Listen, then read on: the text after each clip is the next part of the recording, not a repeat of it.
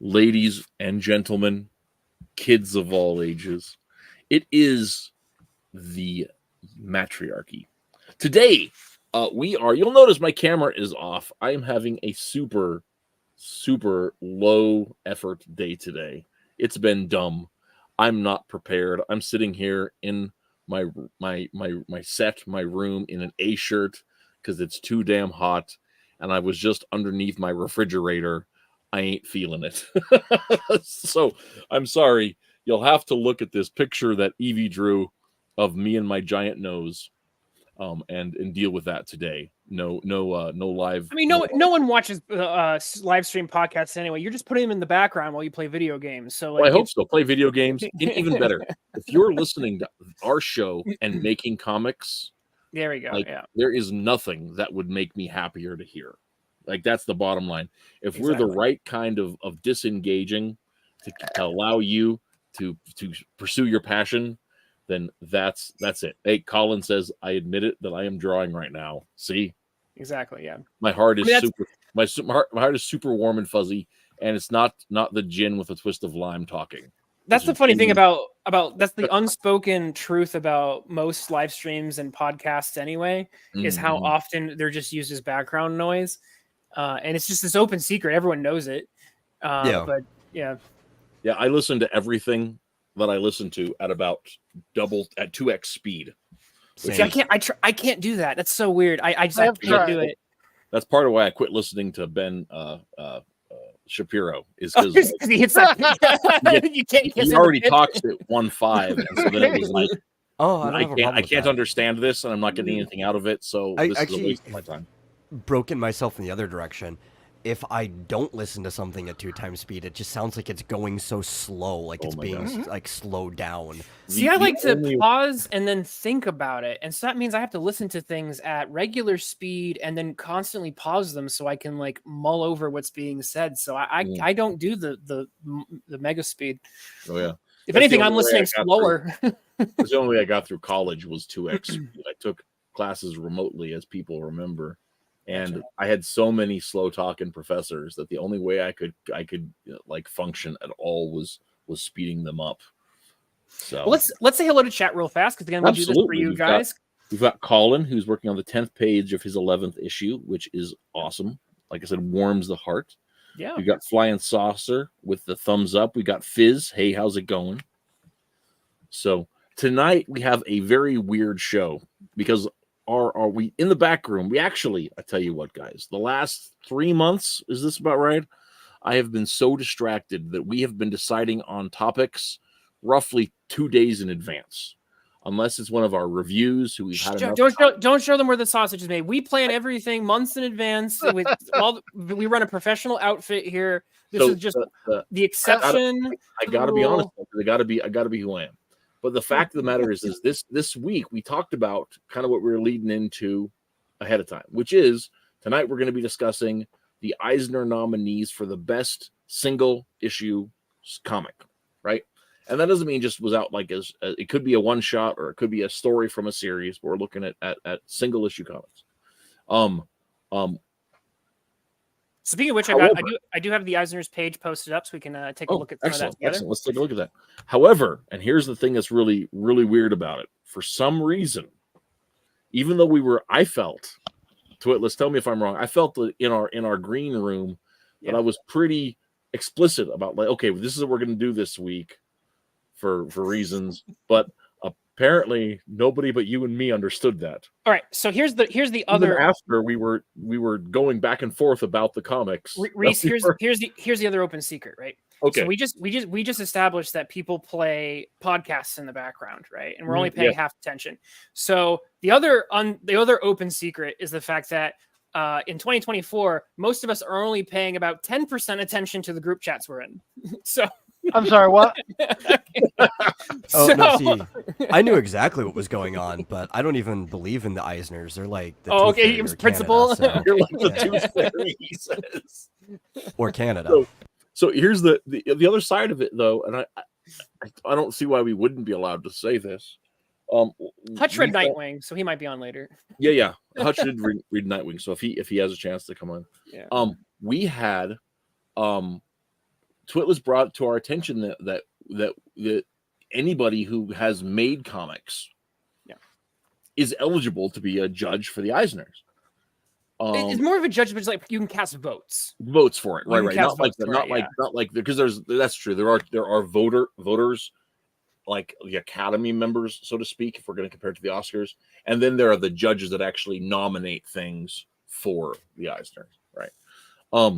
And so we weren't part of the nominating process, but I sent them thing. I said, I've been an indie comicer and a web comicer since 2006, and I'm published with Antarctic Press as an editor, and they're like, "Hey, judge our stuff." I was like, "Okay." Did you end up casting a vote? I haven't voted yet because I've been reading we have when did they close? I thought they were closing soon. The 6th. They closed the 6th. Really? So, okay, so you have until like tomorrow? Okay. Yep. Okay. So save, because what I'd like to do for this panel is for us to kind of walk through the comics we're going to discuss, have some fun with that, but then at the end we can basically separate our conversation into two things. A, who do we pick for winning the Eisner in the category that we're talking about tonight? And B, who do we think is actually going to win?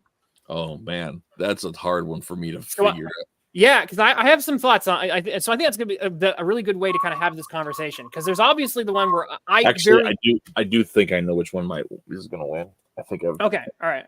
And so we can talk about that. I think that'll be a really interesting way of discussing it. So for those of us in our audience who are unfamiliar, the Eisners is essentially I think it's fair to say, kind of like the Oscar award for comic books. It's a yearly award. They do, I believe, during the San Diego Comic-Con, as you can see in the top left there. And they have many different categories that get nominated, and then votes are cast. And there's even some interesting statistics. For example, I noticed that Marvel got almost like no nominations this year. It was pathetic. They got 5 nominations total, plus 3 shared ones. And then in contrast, Image and DC, Image had like 17 nominations plus 8 shared, and DC had 13. So I'm more surprised that IDW beat Marvel in nominations. Well, see, this is where it gets interesting, because I'd love to know more. I didn't do a ton of homework into how the nomination process works. Is it something where do you apply for nomination and get nominated? Do you and part of this may be who like, do you have friends who can nominate? These things are always nepotistic. Yeah, exactly. So I don't know, but you'd think that Marvel would have better connections. Clearly they don't care is essentially it. Because if Marvel cared, I think they'd have more stuff on the board. So it's interesting, and I think it's an interesting signal that Marvel is not caring as much to get their mainstream stuff on this, on these awards, whereas DC is trying way harder. So that's just a couple interesting pieces of information to bring up, just for some statistics there. There's lots of different categories. We've got, for example, Best Short Story, Best Single Issue and One Shot, which is the category we'll be looking at today. But they have things like Best Continuing Series, Best New Series, Best Publication for Kids, Best Humor Anthology, Best Reality-Based Work or Memoir, Best Reprint. They even have Best Academic Work, so for just purely academic stuff. They also have, of course, obviously individual awards, for example, Best Writer and Best Artist. I was really disappointed, for example, that although I would love to have seen Williamson on this list, definitely would have liked to have seen Williamson over someone like Kelly Thompson, if I'm being honest. And Mark Waid, I'm sure Mark Waid's won an Eisner before, so why is he up here again? So definitely better than G. Willow Wilson. So that was a little. The frustrating thing is that, like, so it's all done over the internet, right? But like some of the specific categories are like best archival collections, right? Sure. There is no way to judge that without holding the book in your hand, right? And it's just like, and there's another category I thought was really interesting was there's best webcomic too on here, by the way. Best webcomic, which one of the ones I tend to vote on. Oh, cool. There's I wish I had the time to go through best lettering, but like there's so many people, you have to just look at a whole bunch of material to get through all that stuff. I'm just not sure I'd be able to, because I've got very defined opinions about lettering. one is best publication design. Once again, you have to physically be holding, that in your hand to see whether it's actually all the stuff it's cracked up to be, because that includes like the page turn feel, and everything, the weight of the product, the how well it's glued together. I mean, all of that's part of that. So it's like, well, and you have 2 weeks to go through all the projects, and one of the categories is best academic or scholarly work.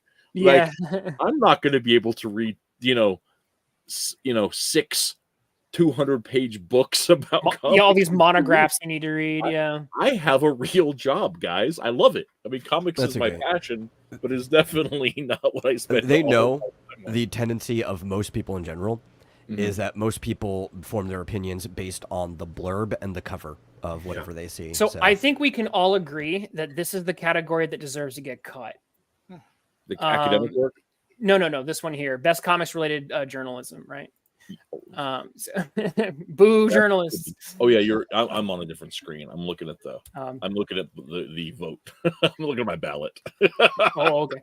I actually know two of the or I know of two of the, I know one of them better than the other, of some of the academic people. So it was interesting to recognize some of the names in that category. But yeah, so that's just kind of a little bit of a rundown for the Eisners. Fizz in the chat says Eisner Awards just a political trophy at this point. And I think there's some truth to that. I do think that there's still worthy works that do get nominated that have some interesting artistic merit that do deserve an award. We are going to specifically be talking about that with one of the nominations for best single issue, because I tell you what, there is a one shot that got nominated that is, well, there's actually two that are just gutter trash, just absolute. I think most of them were trash, apart from like one or two. It was weird how there were 5 for this category, right? If you care about this, it's actually up to us, people like us, to make it less of a political trophy. Because while we can't control the nominations right now, if basically any comic creator could get into the voting thing, if you get enough smaller creators to get in on voting and the votes start to slowly sway things over time, you could reclaim the Eisners in theory. Yeah, and one of the things about it too is like they have a system where once you're a judge, or once you're a voter, then they like first dibs on it the next year of being like in, I guess. Really? So, okay. Yeah. They have some sort of system like that. They were saying like when they have the people that are requesting to vote, they get first call to people that have participated in the past. So this might be going to be my June. Yeah, I was going to say I think next year I might apply. I mean, this might be a recurring segment. This will be a fun thing to make. I'll apply to this thing that doesn't exist. Yeah, I'll have because by next year, thanks to the hard work of Nick Mueller, and I mean that. I mean, he's really like grinded to get some of his projects into the comic shops.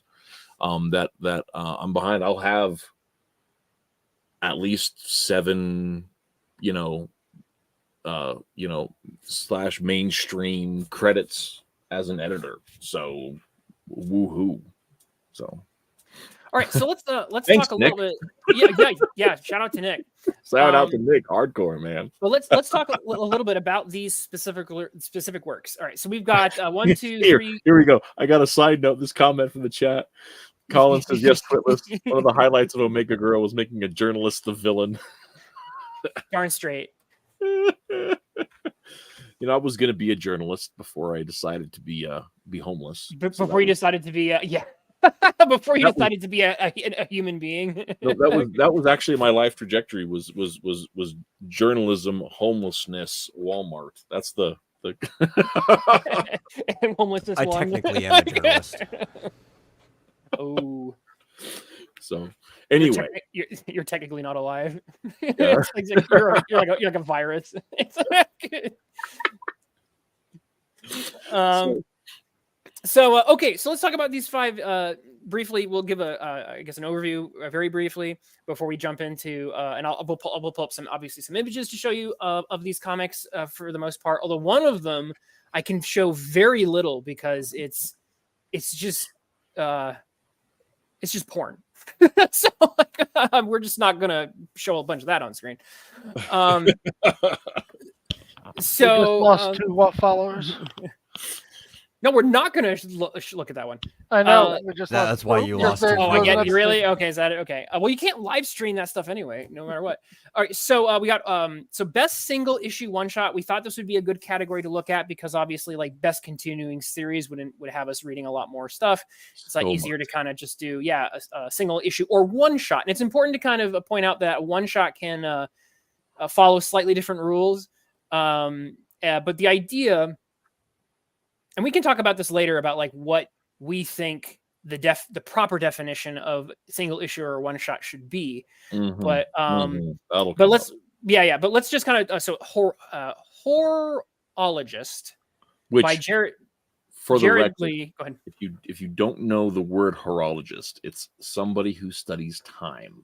Right. Yeah. So it's not what that other thing that you probably thought. Exactly. It's the same root as horoscope. Exactly.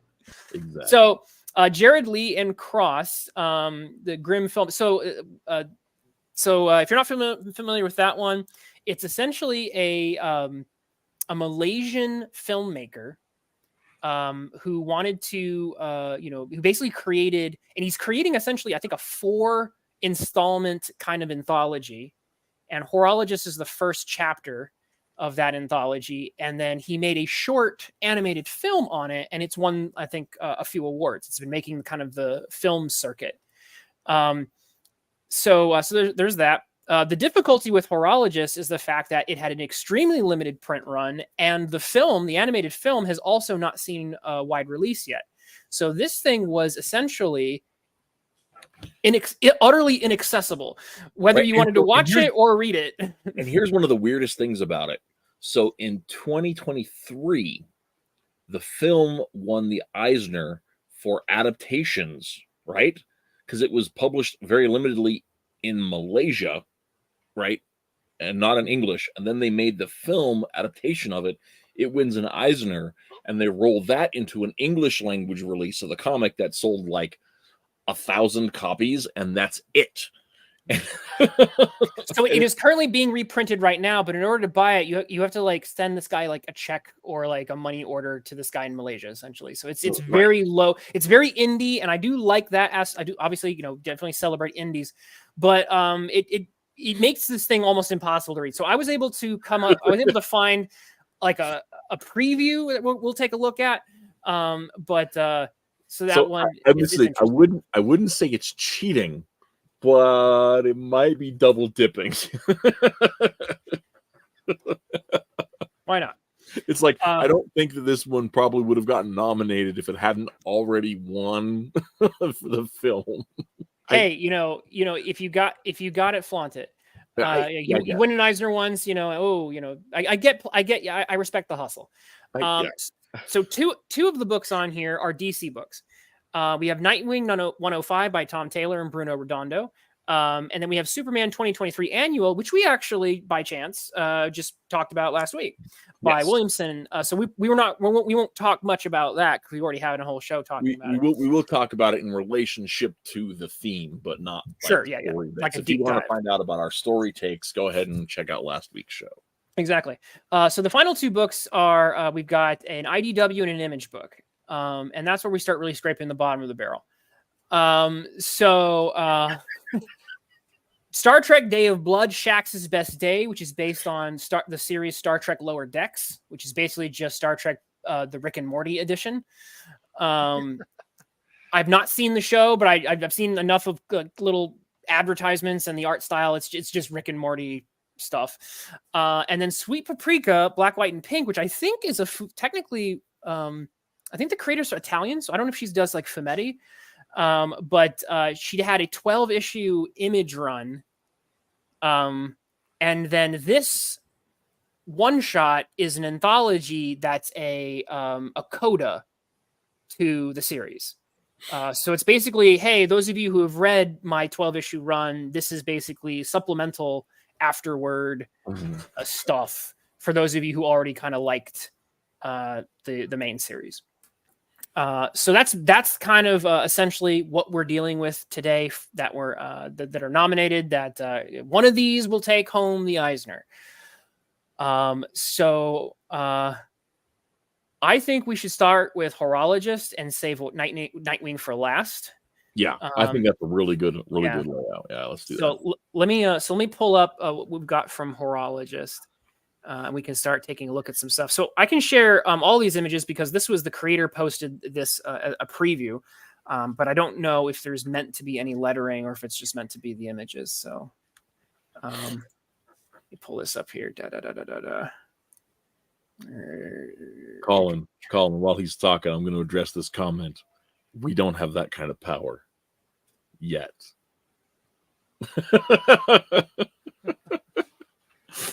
We can only chime in. We can't nominate yet. We'll get there. Unless you post our link all over the internet and make us famous. But if he had the power to do that, then he could just post his link everywhere and become famous and skip the middleman. Yeah. All right. So the first thing I'd like to do, give me 1 second. Let me boost the volume. There's a very brief little TikTok video that kind of gives you a brief overview of what this is. So let's, again, since it's available, we can take a look at that. All right, and I believe I shared audio, so let me full screen that sucker. And I did have okay. The Malaysian animated film Horologist wins Best Animation Award at San Diego Comic-Con. The Malaysian animated film Horologist is a comic book turned short film by Grimm Film CEO Jared Lee. The plot of Horologist centers around an old man named San, who is obsessed with time and has found a way to sell time itself. While his rich customers stay young, they never question San's discovery and the source of their youth. Jared Lee recently had the golden opportunity to debut Horologist at the recent San Diego Comic-Con 2023. Horologist was not only screened in front of a panel of judges and live audience, but it also managed to bring home the Best Animation Award. The Malaysian animated film beat out numerous international contestants participating in Comic-Con's Independent Film Festival. Horologist also received international acclaim after winning the Best Animation at the USA International Film Festival 2023. It was also nominated for the Best Animation and Audience Choice Award at Poland's International Animation Festival, Animator 2023. Hopefully we'll see a wide release of Horologist soon. As for now, only a 15-second teaser trailer is available for fans. Okay. So, that's what we've got for the animation side of things. So when it comes to the actual story, there is a bit of a preview we can take a look at. So let me pull that up. Send money and they can get you an Eisner. Send me enough money, I'll get you whatever you want. Can we? Is that something we can crowdfund? Like you just get me an Eisner. Alrighty, so here's the preview for Horologist. Let me take a look at that. So the creator posted this, so I'm not sharing anything out of school. But so limited hardcover print. Like I said, they are reprinting this with while he's also releasing the second story in what's meant to be like a 4, I think, installment anthology, essentially. Okay, so we've got it's very clearly it's essentially we're looking at a manga, and the general pitch of it is that we have this. Everyone seems to be wearing these interesting watch bands, and those watch bands have a specific amount of time attached to them. And our little old guy here, who's clearly obsessed with, he's, I think, our titular horologist. He gets a little baby in a box alert and then goes to a place where we see, it looks like orphans are essentially, first off, I was like, is that an oven? Are we doing a Hansel and Gretel here? But essentially it's where, orphans are dropped off. And you go, oh, this old man, he set an alert so that he can adopt, poor little orphan waifs. And look, there's even another little orphan waif that he's going to adopt. And then you see him, he's cleaning, he's taking care of these kids. Wow, what a nice old man. And then you start again noticing those wristband watch things that have time attached to them. And this woman's clearly giving this guy money. Now we've got our waif, our little orphans, who also have those wristbands attached to them. And then the preview essentially ends with a discovery of these zombified looking people, and our little orphan boy is pretty scared of that. Meanwhile, the old man is doing some shenanigans with those devices, and then you see the final. I think that is kind of where we end. That little baby. So there's the old woman, and then there's the baby suddenly kind of, changing in age. So you can kind of put together what the general gist of what this story is going to address. Obviously, we don't know how it's going to resolve itself from this preview, but it's basically a twist on the movie In Time. Mm-hmm, yeah. So we're doing that. That's the sci-fi. I can't remember what yeah. it's called. There's some old lore story about like a witch who was draining the blood of virgins, I think. And Bathory. Yeah. Elizabeth Bathory. Oh, that's right. Yeah, they based the vampire fiction on her. Yeah. Mm-hmm, mm-hmm. So that time vampire essentially. Which is, like I said, a fine enough pitch for a story, but that's all we were able to read. So after we looked, that is the best we were able to do for Horologist. And for the record, I would like to say that I am actually very fond of the visual storytelling. I think they did a really good job of what a comic is with it. I just wish that we had been able to see more of it. Mm-hmm. And that's one of the things for free. I mean, heck, if you made me pay for it, it's still even if you wanted to pay for it, you can't get it. Like there's no option. Yeah, I mean, not in time to judge. It's like one of these things where, like I was asked a week ago. I was alerted a week ago that I was being asked to judge on this, and this is more like one of those things where it's like, well, even if I had unlimited funds, which I don't, there's zero chance I can get that to my door in time. Right, because I don't know when the reprint's going to get out. Mm-hmm.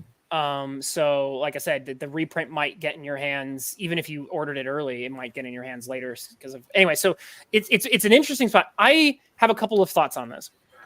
I think that Horologist is interesting.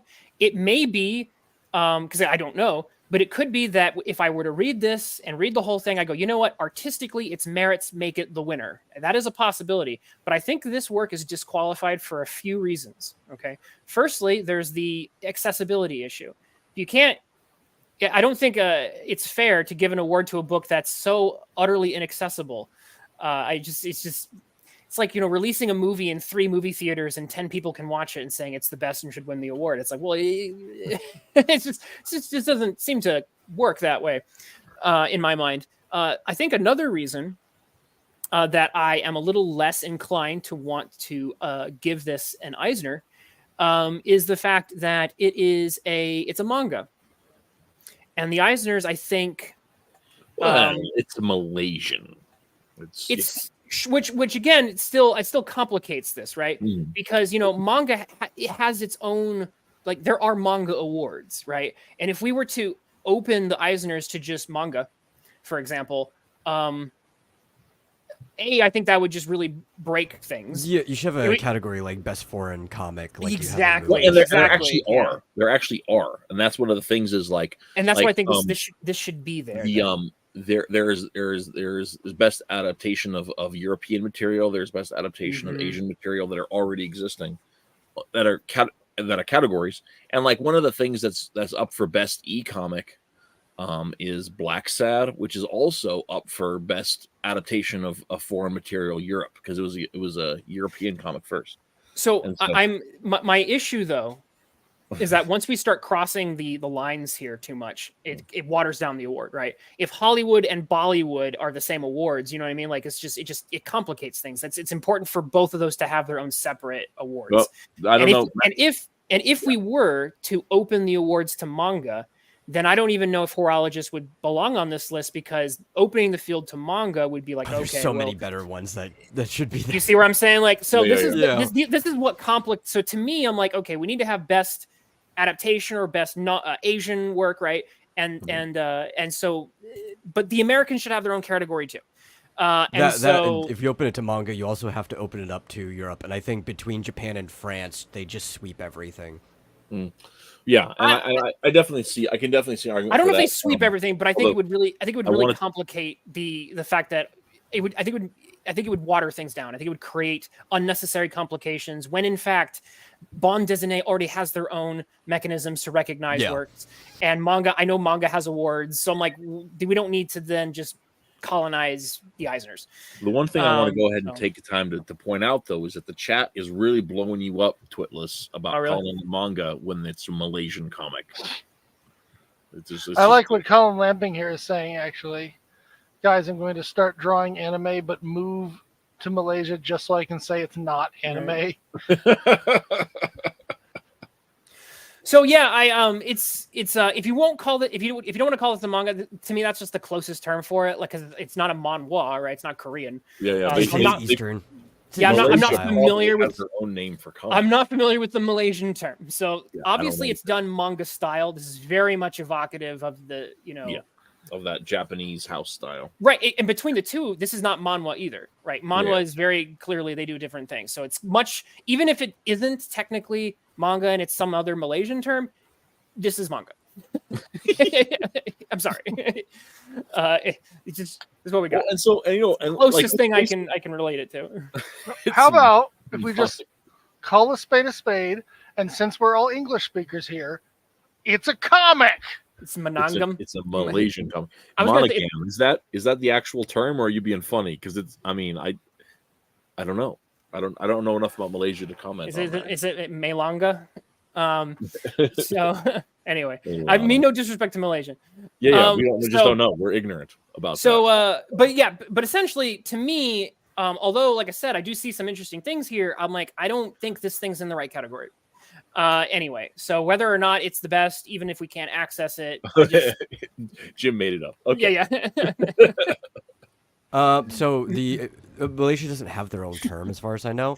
It's literally just comic, but spelt with K's instead of C's. Okay, he was comic with a K. That's even more argument. No, I'm sorry. I was spaced for a second. What were you saying about that? Yeah. So Malay technically do have two words. Another one's also another borrowed word, but it's for like stand-up comics, and it is Yanaka. But for like comic books, it's literally just comic, but with K's. It's just our term. Okay. Yeah, it's a borrowed absolutely. Term. So right. So it's a. Is that how they snuck it in? They're like, well, we use the same term you do, so. Yeah. Even though it's if you said comic book, it would be buku comic. Even though it's clearly a manga. I'm absolutely in favor of this being a thing. Yeah. I'm really happy to see how cool. I made up comic too. Right. I'm happy to see how American exceptionalism has spread our culture even to Malaysia. That is awesome. So do we have any further thoughts? Because I would like to move on to some of the other pieces. No, I think we've hit it really well. We're good on. I think we're good on horologist. Yeah. But very good, interesting discussion, and again, learning new things. So once again, and no shade to the team behind horologist at all. Nope, not at all. It seems like a perfectly fine book. Although I can't say for certain until I actually see the full thing, including the video that still hasn't seen release. Yeah. So, in my opinion, if you want to get more recognition, release the darn things more. So, how on earth did this get an animated film made out of it? Well, because the creators of filmmaker. The creators of filmmaker. So he's probably So they have a studio. So they. Okay, so here's my theory then. The creator got started on the comic, decided to start working on the film, and never got around to finishing the comic. So what you're seeing is actually all he ever made. No, that's not true, because he's actually it had been released in Malaysia previously. Yeah, it had been released, and he talks about. There's some interviews where he talks about it, and he's already they're already working and either finishing or wrapping up the second chapter of the comic, because comics are easier and faster to make than animated films. So obviously the filmmaker is using both to cross promote, which is obviously really smart. So like I said, I respect the hustle. I'm just saying that, kind of going like a transmedia route in a way. Yeah. So I mean, it was all in. They were able to do it all because it was all in house. So it's the same people that are involved in both sides of the project. So all right. So Rhys. Yes. Okay. So, what do we talk about next? Let's talk about Superman. Because Okay, we all already right, kind all of right, discussed that. okay, So all right. let's hit that one Before the oncoming storm. All because right. I think that'll actually be kind of a high point. Before we dig into the things that are really bad. So, like the worst things I've ever read. oh, that's Jim kind of Tudor. possibly true. One of the actually they're Maybe they're one up of them. there. Okay. They're up. Yeah, gosh. So yeah. Anyway, Can I pull bring them attention to what Jim Turner just said here? or else they're releasing the storyboards for the animation as a comic. I think they actually may have made the comic as storyboards. That was the there was a Tom Cruise film, Edge of Tomorrow. No, not that one. No, that That was a It wasn't- manga. It That was wasn't a Edge of different Tomorrow. name. It was the other one he made about the same time that had a similar. It sounded like it had a similar plot, but it really wasn't. well, Edge of Shoot. Tomorrow's other name is Die Repeat Die or something. Yeah. That wasn't actually its name. It was That was widely just the popular marketing. manga too. That was the marketing ploy for it, and it got because of the way they did it, it was mistaken as the title. But that isn't was that the name? Isn't the manga's title Die Repeat Die or something? I thought that was the title of the They original they work. came up with a different. The Edge of Tomorrow is a completely different thing. I do think it was something along that lines. I'm trying to remember. Sorry, I'm not trying to derail you there. So sorry. Now I got to look this up because my brain is bothering me. meanwhile, I'm going to share some just a couple, not much. I'll share a couple of It was images Live Die from. Repeat. That was the Yeah, we the go. name of the Yeah. original. I'll share a couple images from the Superman annual. Like I said, we're not going to go in depth here, but I can share a couple of things. Let's see.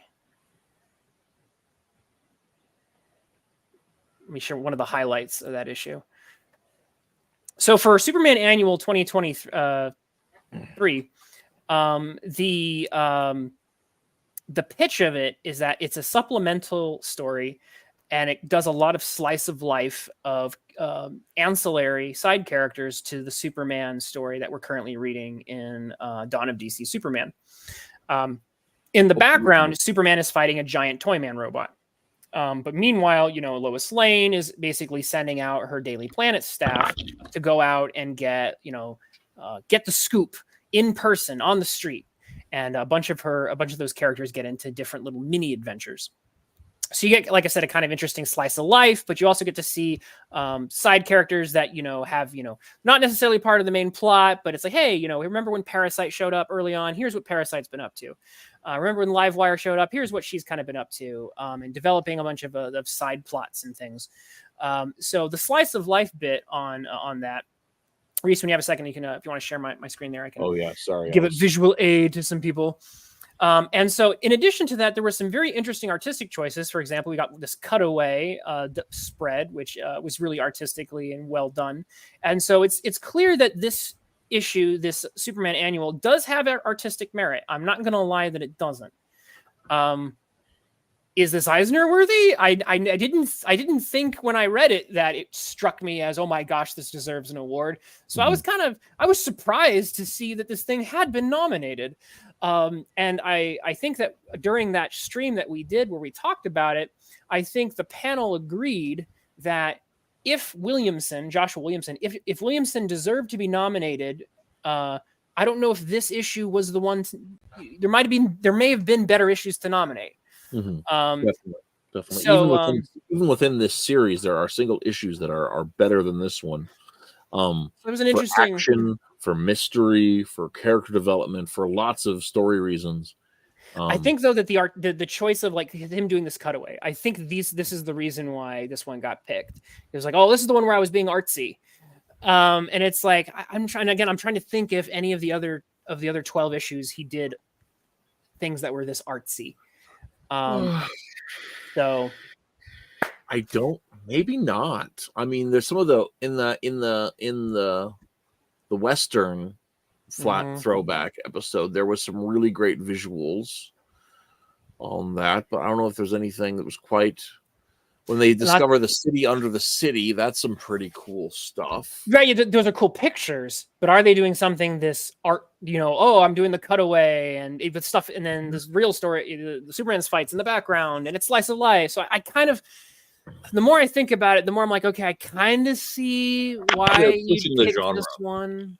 They're pushing the medium, I should say. Okay, Yeah, I can give you that. I can give you that. and that's. But again, I still But don't. one of the think- things that I think like holds this one back, Mhm. to me, is the nature of the category. Right, it's best single issue or short story. Right, so the idea is that we're not short story or one shot.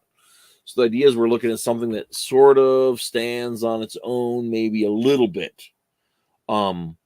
And Yeah, this aren't issue, these annuals usually more closer to an anthology, but they're usually more like a string of stories than just being well, I mean, it depends on the one-shot. annual. I mean, like you look at like a lot of annuals that back from back in the day, they were themed. So there'd be one story that would follow along a theme that would resonate through all the annuals. Or you have you have it where one story that's like digging into the background of a character we haven't seen in a long time. And and so like there was one that there like back in like, 89 Detective Comics annual, I think it was 89, that retold the origin of Two-Face, and it's the first time it had been retold in a longer format in like 30 years. Mhm. So is one of those things where the annual was a time to flex those graphic novel muscles a little bit. And I can kind of see that with this one too. And I mean, it had a lot of fun moments. The thing that I felt like kind of held it back was that there wasn't one narrative through the whole thing. There wasn't even one theme that ran through each of those mini stories. I'll say a word of defense. There's kind of something, I think, but I don't know if if it's got a strong tie, because the general tie is the overarching idea, right? Is Lois Lane sending everybody off on the journalists. Ha ha ha. All the journalists get to explore Metropolis while Superman does a thing in the background. So honestly, I'm wondering if the links to the main storyline may have been also what held this back, because the last few pages have nothing to do with that idea. Because most of the issues teaser for the it's just teaser for House of Brainiac. So they cram in the last like 4 pages or so is just cramming in. It's like 6. Is it that long? I think so. It's the last few pages, and it's just trailer. And it was like, if they'd stuck to that idea of just, no, this is just going to be exploring Metropolis through the eyes of the journalists, that might have worked, and it might have made that issue stronger. But they, Williamson really wanted to also, guys, hey, I got a big crossover coming, so here's Lobo. Like I said, just cuts to Mad Scientist, Lobo, and Brainiac, nothing to do with this guys. Or did somebody, up above want to? So that's a good point. I don't know. Either way, I think it drags down this thing from being award worthy. So well, and the thing about it I like to point out though is Jim talks about the excessively ordinary slice of life anthology. A lot of people don't like slice of life. The thing that I did like about it is a throwback to the Private Lives backups that were in the early to mid 80s. That was a standard part of the DC like milieu, right? Maybe I'm probably using that wrong tonight. I'm tired. Anyway, but I enjoyed that as a thing in of itself. I just wish there'd have been more action that was also part of it, that we got to see more of the big robot fights while we were seeing these other things. And if we could have not had those last 4 or 6 pages and just had Superman fighting giant robots instead, that would have made me a lot happier. I think the story would have held together better. It would have, because one of the conceits in the story, we talked about this last week, one of the conceits in the story is we're big city people, and a giant robot attack is just, it's just another Tuesday. And it's like, well, maybe it is for you, but it's not for us. We want to see the giant robot fight. Jim Tuner has an answer. If you don't mind. That being said, it's hard for me to call something that has an action in almost every single story a slice of life. Just saying. Yeah, but it's not focused on Superman. It's focused on the slice of Metropolis life. So I I agree that it's not like a typical slice of life, but this is the slice of life of what these people in Metropolis would be. And they're reporters. I mean, they're reporters. They're going They're to the supposed to be scene of seeking crime. action out. Yeah, I mean, like that's. But you raise an interesting point though. Like I get it. There's an interesting paradox there, and that's fair to bring that up. Sorry to interrupt you, Jim. Well, Jim Tuner said something which was interesting because Colin Lampling said that Marvel is like not on this list at all, and I thought it was interesting because I asked, I said, did Matt Fraction not do anything lately? Because Matt Fraction I think is good at doing Eisner bait. He's for his Hawkeye run, for example, he had that, his issues that are entirely in sign language. I think he did another issue that had it was like in musical notation. So again, doing those really artistic, medium pushing maneuvers. And it's like, did Matt Fraction not do anything for Marvel this year? And then Jim Tuner said apparently that Matt Fraction has he's graduated to television, and he's apparently ruining Apple TV's Godzilla. Oh, it's Lamping. Sorry. I've added a L in there. Okay. Lamping. So, yeah. So, my bad. Okay. So let's move on. Let's move on a little bit. Sure. So we've talked about this. I did really enjoy the anthology. I do not think that it is worthy of the legacy of Will Eisner. So, not in its fullness anyway. So let's. If you were to instead pick out one issue from this Superman arc, what would it be? 3. Which one's 3 again? That's the That's the second Parasite one, I think. Right. Okay. Yeah. Okay. Yep. I don't know. I again.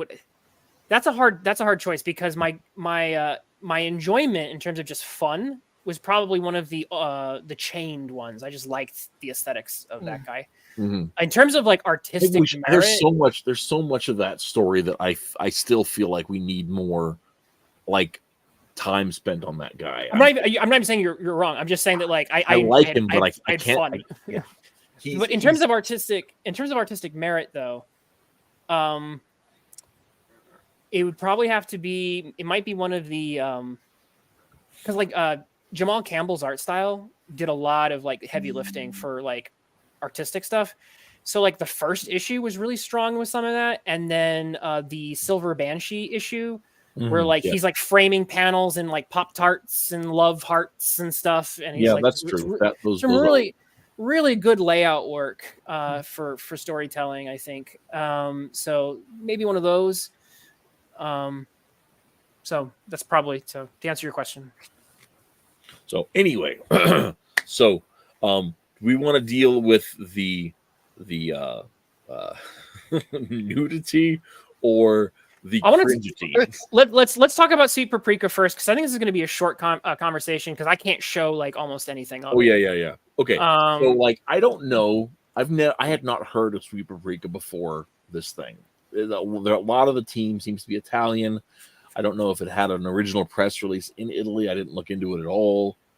But the premise is like there's a world of people and demons and aliens that all live together, and everybody is like there's no.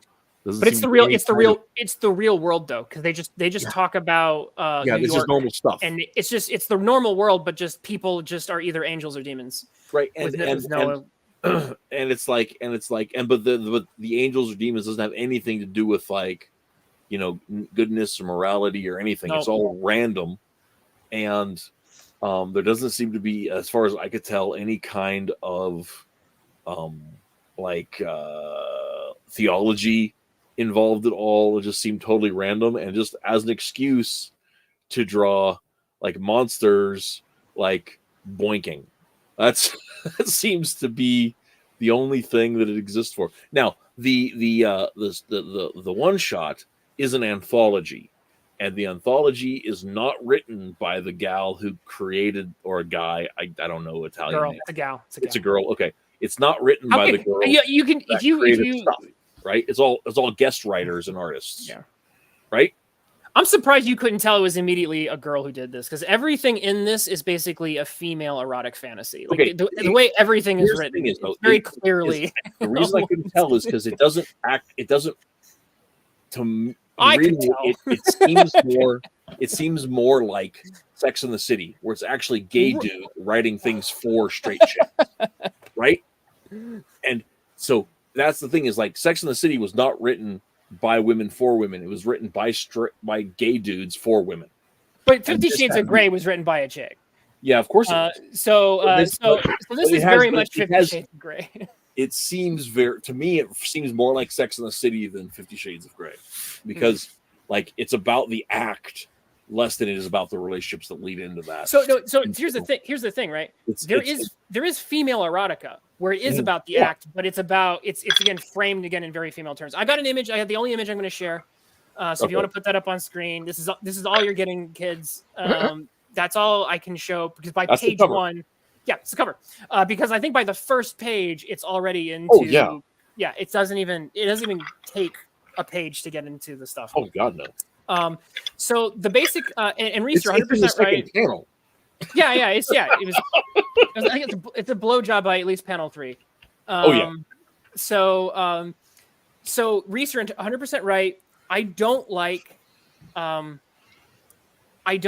of a Boss, and I think I was Has Been Hotel. These are both things that are very much about like angels and demons and stuff. And I'm not really a fan of either of those and what's been done, how they've developed. But at least both of those works attempt. I say attempt, so you don't have to jump on me quite yet. They attempt to nod or they attempt to utilize some aspect of the Christian lore upon which they're based. So in both Has Been Hotel and Hell of a Boss, hell is in fact a real place. So is heaven. Hell is depicted as kind of sucky. So it's implied that, hey, this isn't a great place to be in on some level. And so you can kind of see like certain things. Oh, being an angel, there's something even desirable to that. So if you're going to violate those things, those norms, there's at least some norms to play with. Paprika doesn't do even that. Paprika is just like Devil Wears Prada. Yeah, Ugly Betty. You have like our Paprika girl is in her series. I did a very brief skim of some of it. Paprika is basically working at like a publishing company. She's very talented, but she's very repressed and shy. And she ends up being taken advantage of because of it. And by discovering her angel boyfriend, that's Paprika, the little succubi demoness on the cover. And by meeting this angel boyfriend, who's a delivery dude, who's totally like this perfect kind of like, angelic sex god, like this kind of, I think, brings her out of her shell, that relationship, and they both like learn blah blah blah blah and have tons and tons and tons of sex. But the way it's all framed is very much in the terms of female erotica, because the men are the paradox of being extremely desirable, but almost effeminate in their emotions. Yes, that is correct. Colin Lampling. That is correct. And yeah, I think this is actually a fairly accurate descriptor as well, Jim. It's a porn version of Buffy the Vampire Slayer. So the original series and the original series, just to speed through this, the original series ends with Paprika basically discovering herself, getting all empowered, and then getting the man of her dreams, and all the success in life. That perfect fantasy story, which is fine. Or the fantasy of being of getting what you want is that part's fine. All the other stuff isn't. But this one shot, in terms of judging it for the Eisners, is a coda. It is an end cap. It is an afterword to the main series. And so the first story is about Paprika's dad, who apparently is responsible for her being all repressed, sexually repressed. So we get a story about him. And then there's a story about the antagonist of the work. What happened to the antagonist? He gets completely humiliated at the end of the main series. We get to see kind of what happens to him. There's like an intern who works there. We get to see what happens to this random intern. And then I think there is a story about, our main leads, and not a story goes by without. Well, I'll tell you, I'm going to spoil it. What happens to X? They have sex. That is every story. Every story is exactly the same story. And then they right? banged. And actually, that's not entirely true. In one, there is a tender moment between one of the characters and a side character. That's like an honest, non-sexual, not entirely sexual moment, and that was. Well, that's right. They just kiss. They just kiss, and before they get interrupted before they could have sex. Right, and it doesn't necessarily going to head that direction with it, because there's a whole social thing there, but because again, the woman is in the socially superior position, and the man is her inferior, which is again a very female way of setting up erotica. Which is just the guy's just a laborer. I mean, it's less right. like the angel guy actually works for a living. It's the same setup. It's the same setup with our leads, because Paprika is she works in a executive office position, and she's a journalist. Yeah, you're right. The angel is just a package delivery boy. So like it's the same kind of this the author Andolfo Mirka Andolfo she has a type, I guess. So the thing about that hit me about this the most in skimming through this, because I could not read the whole thing. It was right. Some of it was just oh yeah. The intern story was unreadable. Well, let's not talk about that, please. Okay. Okay. What I kept coming back to with it was that they're back in my early webcomic days, 2005, 2006, when we were first doing Forces over on Comics Genesis. There was a comic called Blackaby, and Blackaby's tagline was "Hell is other demons," right? And so Blackaby was a middle manager in hell, and he had a horrible boss, and his job was basically just filing temptations. He was just a middle manager in hell, and that already sounds more intelligent than what this is. He ends up going out to a bar and hooking up with a wayward angel chick, and the two fall in love, but like, because they're on opposite sides of this bureaucratic competition, they're basically competing businesses. Their bosses kind of willfully ignore that these two have an ongoing relationship, and so the stories bounce between awkward situations and workplace politics, and it's better in every aspect. Because So you got 5 seconds in, I could already it sounded better. And the gal who wrote it only did it for a couple of years. She wrote and drew it. She only did it for a couple of years, and it I don't know. It was one of these things where it's like, this is just like Blackaby, only it's filthy. And like, Blackaby didn't necessarily shy away from it, but its point wasn't to be erotic. It was because sexuality was a part of like their lives, and it wasn't necessarily explicit all the time. It was more implied, and it was one of those that it was like, it wasn't. So I do have to say that this is an Italian word. It was an R, not an X, I guess. Yeah. I do have to say that, like, from what I've seen of like some fumetti, and this is kind of Italians. I don't know. But I aside from that, all joking aside, this was awful. Because not only is it smut, but the stories were incredibly repetitive, and there was no reason for these characters to be angels or demons. So it was literally just an excuse to just have my fetish, which is I like to see succubi with horns and angels with wings and just getting it on. It was absolutely a case of the author's barely disguised fetish. Right? Is it disguised at this point? It's just on display. There's no disguise. That's the barely. It's on a billboard. Here is my fetish. It's right here. That's fair. The other thing about it, I don't think erotica could ever qualify as disguise. If it was something that wasn't erotica, then you could probably say they're barely disguised fetish. I know. Okay, that's fair. We're just trolling it. I'm just trolling it. But and I just love that title to that Police Squad episode. No, it's good. It's good. No, you're right. Yeah. But the other thing about it is, like, the thing I want to get to is, even as a comic, right? When you take a look at the art of comics, it's not good comics, right? In addition to the fact that I don't care for the subject material, that I thought it was derivative and lazy and weak. They did nominate a My Little Pony comic, but for a different category. But the thing about it is that it's bad comics. The imagery was interrupting itself. It didn't flow narratively. There was space that wasn't, the page was laid out to exploit the money shots instead of allowing the story to tell itself. Mm-hmm. And so it was one of those things where it was just not good. It was nominated because it's Italian porn.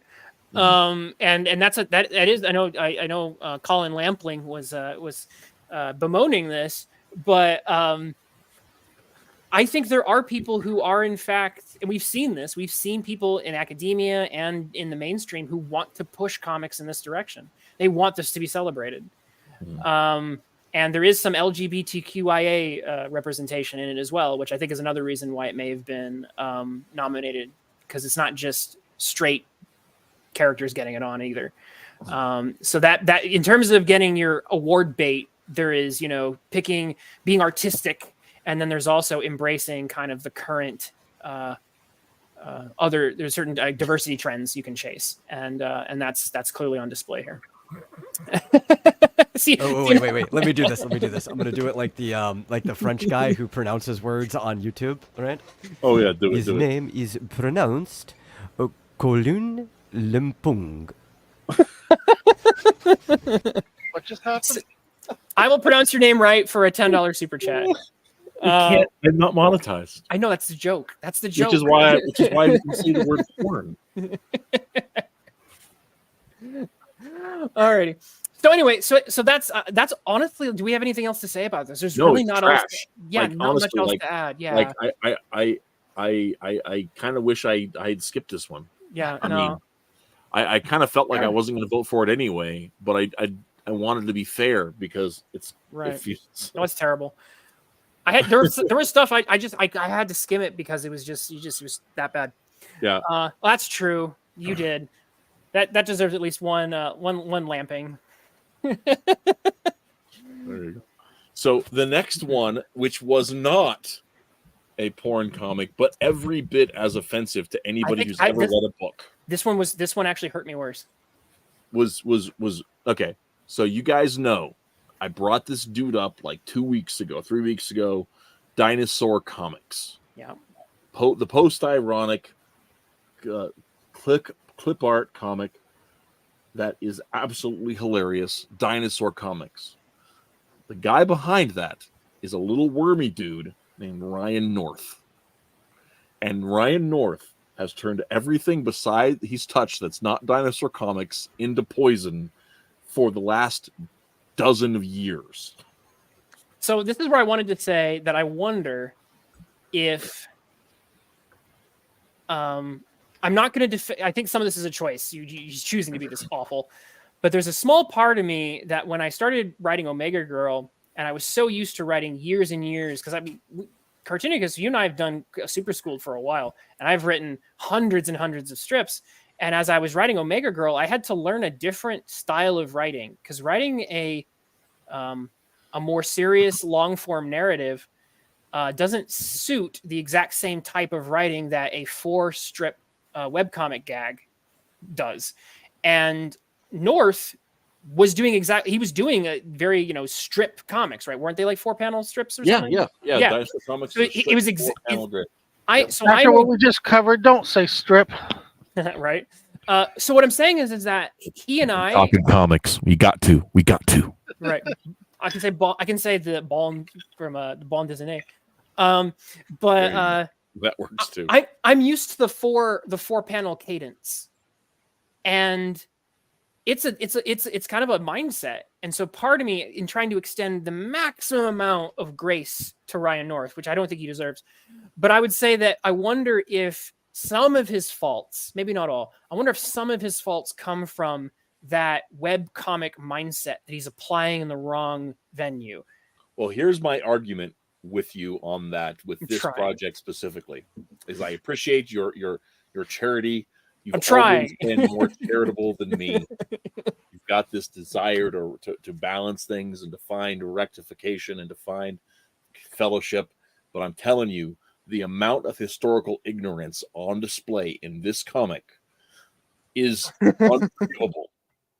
And then when you realize that not only is it historical ignorance, it's philosophical ignorance combined with like narrative ignorance. Can we just start with the fact that I think it's the worst things I have ever not finished reading.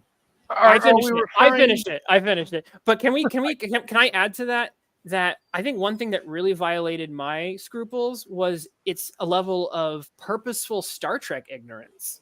Mm-hmm. Like, so forgetting history, just the fact I'm like, hey, did you watch Star Trek? Well, that's what I was wondering, if that's what they meant when he said history.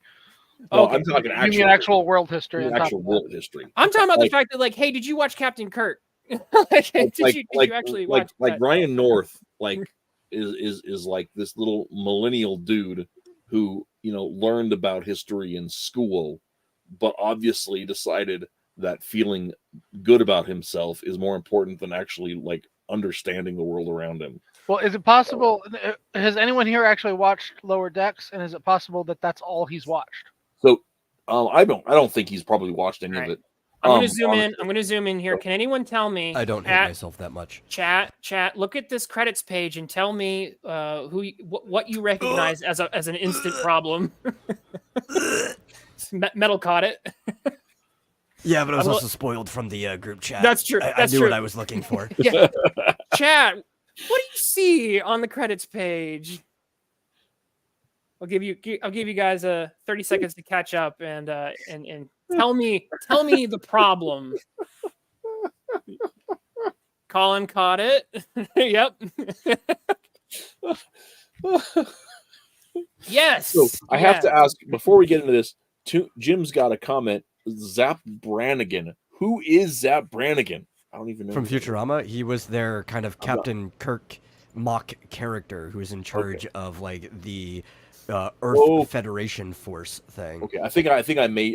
I've only seen a handful of Futurama episodes. Yeah, he was a mix of like all kinds of things, like Buck Rogers. He's like trying to just mix all of these like American style Captain sci-fi characters together into one really unlikable guy. Oh, is this the guy with no pants? I had some friends who are huge Futurama fans, but like I didn't have cable money or time, so I never saw it a lot. So none of us are going to be able to know if this is Lower Decks ignorant or not. Well, no. Okay, so one of the things about this I want to go on to is this Day of Chaos or whatever it is. Day of Blood. Day of Blood was a one shot that it was kicking off a crossover event. Yeah, but I mean, like this was a. It was kicking it off for the serious Star Trek issues. Right. It was not. Yeah, yeah. Day of Blood was a serious Star Trek thing, and then this was like an after that whole event or whatever it was wrapped up. This was taking this Lower Decks character and imposing it into this other scenario that let's just piss all over everything. Yeah. Like so. So anyway, we have Drake Tungsten in the chat. Good to see you. We're talking Eisners. Sorry, I didn't mean to interrupt you. Go ahead. No, that was just what I was going to say. So the other thing is Jim says, who's Captain Kirk? Trek is about Michael Burnham. I do not know who Michael Burnham is. That's Star Trek Discovery. Okay. Also known as STD. More appropriate. Yeah, you're right. You know, why did you name it that? Really? I quit watching Star Trek after the first season. Eisner's. Eisner's. Well, that's you're gonna need an eyes nurse if you read the books on the Eisners this year. We just covered Sweet Paprika, and we're about to cover this comic. This comic hurt my soul. I almost it caused me physical pain, and this is the type of comic I've read 2 comics in the past, I think, year or so that made me want to quit reading comics as a hobby. There's certain things where it's like you watch a movie that's so bad it makes you just kind of want to temporarily give up watching movies. And there were 2 comics recently that made me want to temporarily just stop reading comics, and this is one of them. It was that bad. This comic is I'm trying to think of the words to describe it before we get into some specific examples. My take on it is that okay, let me preface this. I've talked about this a lot on the show. You guys who are regulars know this. One of the reasons that I am so passionate about comics as an art form is that it allows us to tell stories in a way that uses the depth of language intrinsically, right? Where because we're using this marriage of words and pictures, it can get to the depths of storytelling that we miss, not necessarily miss, but that don't necessarily translate overtly into prose, but allows us to gather those moments in visually in ways that we experience them. It's that merging of things, and so it allows us to do things with time, with concept, with the ideas that we don't get to in that is virtually impossible to do in prose. So what you're saying is that comics.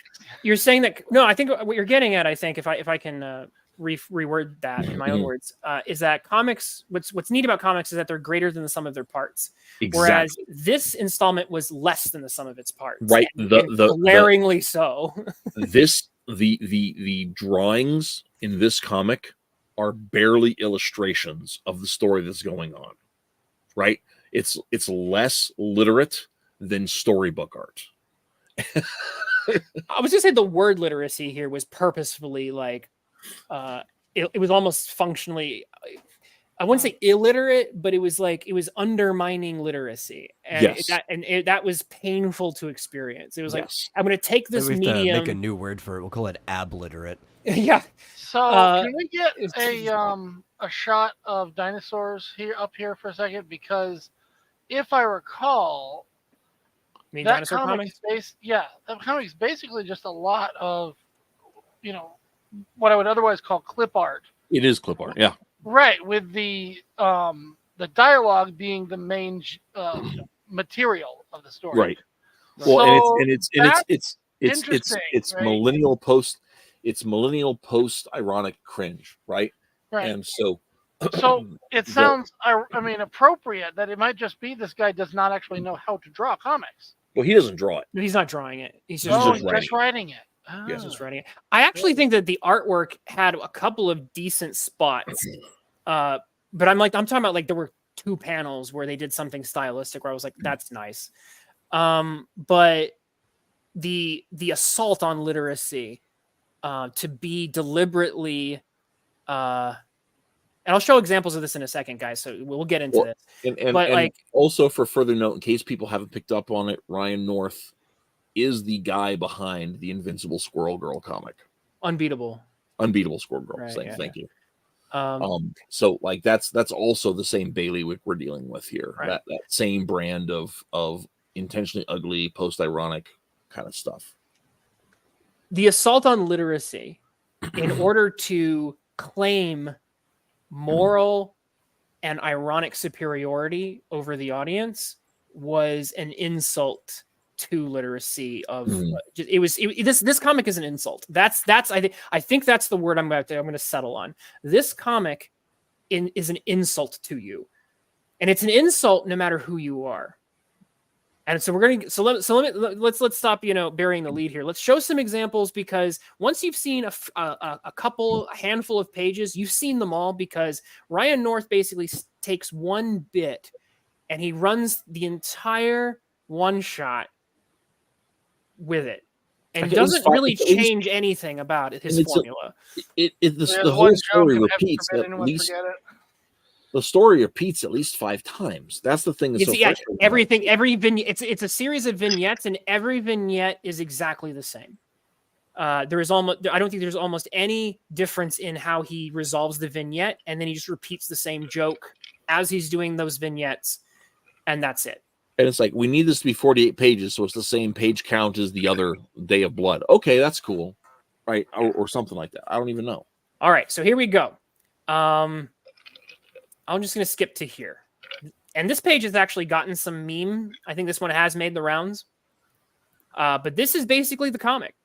And so the page, here we go. There's the bottom of the page. And what you see at the bottom of the page is basically a kind of weird editor's note. And almost every single page has one of these notes. But here's the page. Here's how it starts. And it's, ha, ha, ha. This is what happens to fascists. We're not fascists. We're true believers of Kahless the Unforgettable. Editor's note. If you're a fascist, then wow, have you picked the wrong comic to read? And also transmedia franchise to enjoy and political systems to subscribe to. Honestly, just a series of bad decisions going on in your brain, huh? Every single page, bottom text, exactly. We live in a society, bottom text. This is the entire comic. And basically, to explain the vignettes, the vignette is basically Shax, who's a Bajoran. Bajoran is, I think they were introduced, was it D Space Nine? I think that's the one that. I think so. That those were, yeah. The people with the wrinkly noses. And so we have Shax here, and he's fighting these Klingons who are following a fanatical leader, because, yeah, Klingons have never followed fanatical leaders in war before, right? But this time, it's clearly really bad because of fascism. Next Generation was the first time the Bajoran showed up. Okay. That doesn't surprise me. But I know it's... They were in Deep Space Nine. Deep Space Nine. I Nine. had to double check. Deep Space Nine is when they become like a member of the main cast, right? Because like they were the main cast basically member. put right up against the Cardassians. Like they were the direct opposition to them. Right. Okay. So here's part of the thing is fascism is bad. What a hot take. Yes. So here is the problem, is that like it's 2016. This whole comic is 2016 as a propaganda comic, because there's no understanding or discussion about what fascism is in any way that is historically accurate or honest, because like that, and that's so like it's stupid. It's just like, oh, fascism is when you follow the leader. Well, not necessarily, but like every government has a leader. So you can't imagine like the thing that separates fascism from other systems, and lefties have been lying about this since the 60s to get away from the fact that the democratic platform has been in line with fascism since the 1920s. But the fact of the matter is that the marriage of the private industry with governmental control is fascistic. That's what it is, and it has been since fascism was invented, since Mussolini decided that the name of his party was going to be the Fascis, which is stronger together, is what fascism is, and that was Hillary Clinton's campaign in 2016. So there's a certain point where it's one of these things where when you get into politics, though, there's a certain point where the way I think a lot of people fall into it is it's kind of like defining propaganda. It's like when you do blank, it's propaganda. When I do blank, I'm just telling the truth. And then it's like when you have charismatic leader who wants to be in charge, that's fascist. When I have charismatic leader who wants to be in a leadership position, I'm on democracy. And whether that's a lot of how our politic discussions and understanding have boiled down to. Right. That's also another reason why this comic is just an insult, because it basically just says my side right no matter what, your side wrong no matter what, but me right and kill you, and ha ha ha, you're stupid if you think different than me.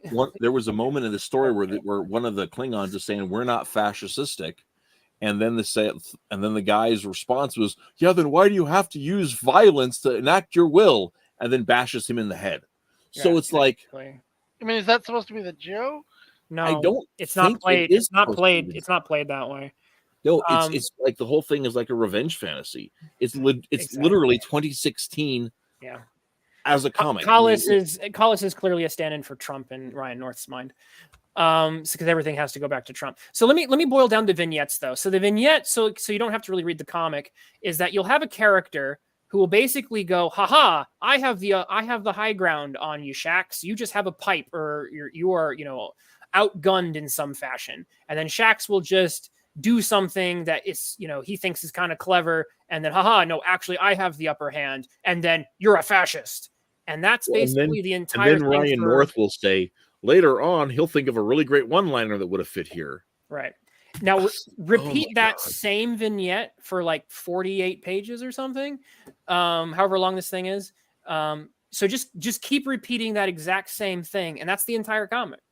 It's just rinse and repeat. So again, we get into, oh look, he's getting into another scrape with a character. Oh look, this guy's got a batleth, and it's like, haha.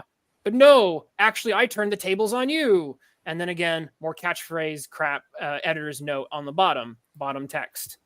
Rinse, repeat, rinse, repeat, rinse, repeat. It just won't end until the comic finally comes to a merciful stop. I think it's on the next page, I think of what it was, where I completely checked out of this thing. Where they take this Baeleth and he throws it like somebody says, you can't just steal our weapons. And so the guy steals like 7 of them.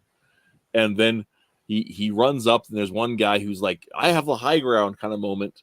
And Shax throws all of these at him, and like he dodges them, and it's like, haha, I've dodged them. And one of them comes back like a boomerang and takes the guy's head off. That's a she. That's one of the, because she's got breasts. He says, I can't believe nobody ever noticed that they're shaped like boomerangs. And I'm like, that's not how boomerangs work.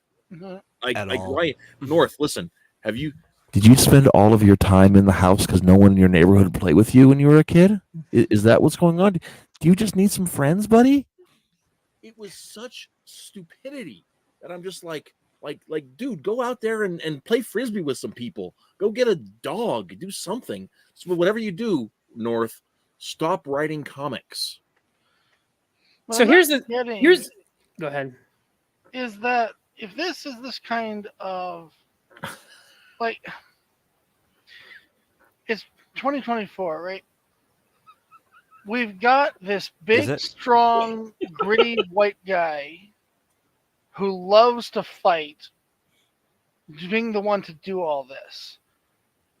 I don't see how he's cutting the heads off all these brown minorities. I know. Yeah, well, look at this. Right.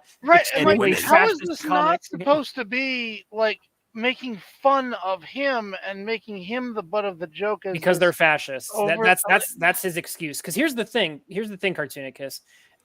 In modern, I'm not saying this makes sense, but in the modern world, if you are fighting a fascist, and if you can frame the conflict as you fighting fascism and you're fighting for democracy, it kind of gives you an excuse to dehumanize your enemy and slaughter him with utter abandon. Which is so funny. Right. Because the whole point, I would have expected that they would use him as kind of the Captain Stupendous character, and then have the female character come in, minority, and do everything right, and he's the butt of the joke. You know what I mean?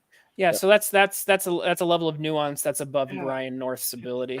But okay, Rhys was at least his will. I mean, like I said, the thing about dinosaur comics that I like is that there's enough, like, especially the older ones, there was enough like cultural observation where at least it's funny in a Seinfeld sort of way, and it's aware of its limitations, and so it's like it pokes fun at itself, right? And so it's like, so it's funny in a Seinfeld sort of a way.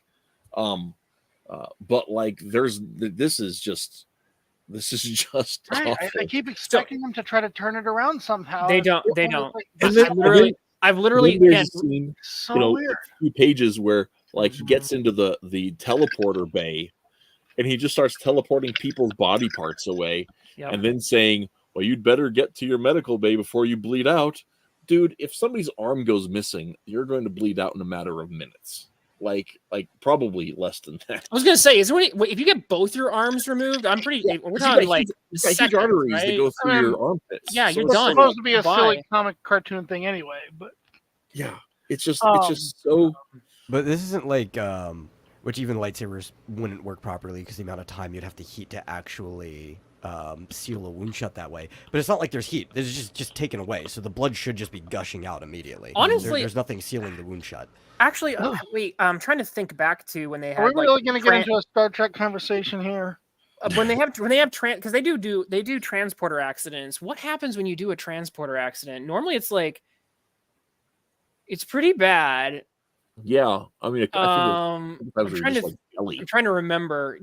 Someone who's like Drake or someone in chat who remembers, like, pretty sure this is either fatal or it's like Scotty or somebody has to like recombinate the atoms properly.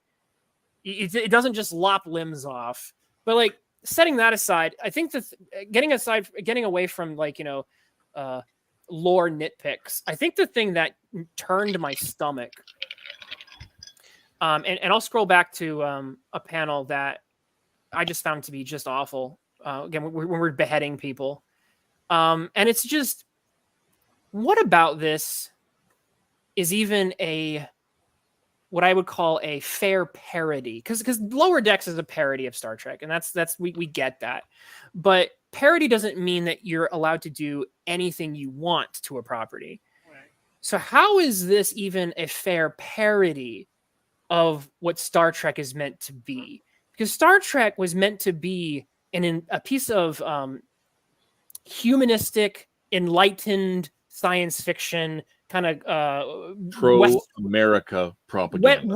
Western in space initially, eventually just became pure humanist, especially if you look at the difference between the original series versus the Next Generation. Right. But either way, Roddenberry's vision for the world, for that universe, was that the Federation were good guys because they always sought a rational, reasonable solution first, and that violence was to be used sparingly, with great judgment, and not to be delighted in ever, even at the most, like, it wasn't supposed to be something like, I know Deep Space Nine, you got Cisco and he's more of like the war captain, but I'm pretty sure that he kind of wrestles with it. He's not supposed to be like, I'm so happy that I'm killing my enemy. You know what I mean? So here's a great there's just one more reason I kept expecting this guy to end up being like the villain. Yeah. So here's a really great example, right? So Kirk versus the Gorn captain, right? Right. Mm-hmm. Yeah. Kirk, he can't talk his way out of it. He's tried. He's got to go up against this one guy, this monster who's going to tear him limb from limb. He's got no weapons, so he crafts a gun and some diamonds and blows the guy away. Right? Human, American ingenuity in the face of impending death. But that's like the last resort. he spares the Gorn. He's got no other options other than he doesn't even kill him. He refuses to kill the Gorn. That's the whole point. Yeah. So it's one of these things where it's just sort of like even two-fisted Captain Kirk is still in the position of mercy enabled by force. So I'll give another example, right? Because in this, the conceit of this book is we have a Bajoran, but I'll give an example. We'll go with Worf, right? Because Worf was supposed to be a twist, right? He came from the Klingons. He came from the War Society, and he is a Federation person. He's constantly from what I remember and have seen from the Next Generation, he's often trying to balance these things. I am a Klingon. I have a strong sense of honor. Combat is important to me in my culture, but I am a Federation officer.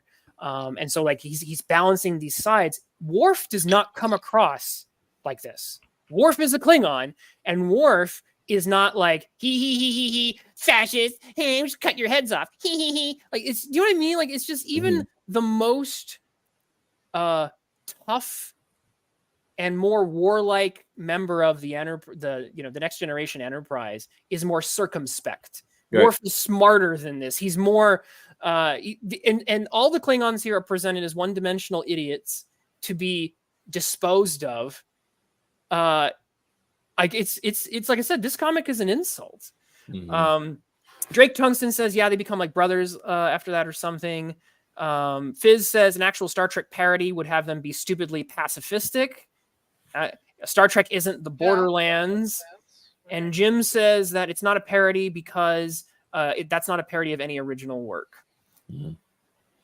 Yeah, So, and I mean, and there may be elements of parody of the other Dawn of Blood or Day of Blood or whatever it is that we didn't read because that wasn't one of the nominations. So who knows if there's any intertextuality with that piece.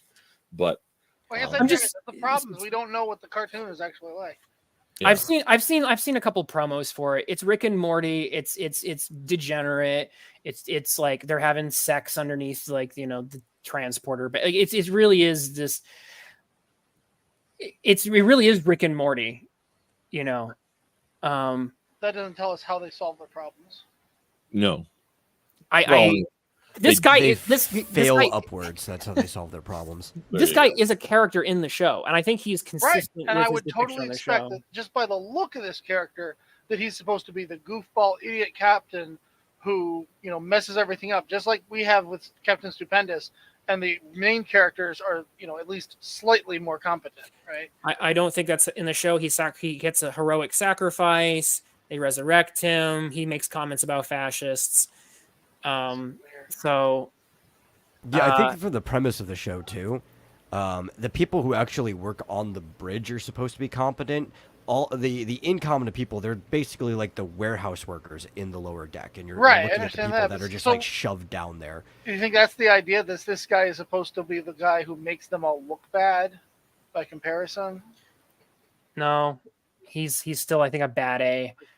That's what I mean. Yeah, like he's the heroic person who they all aspire to look up to, and then we have the losers.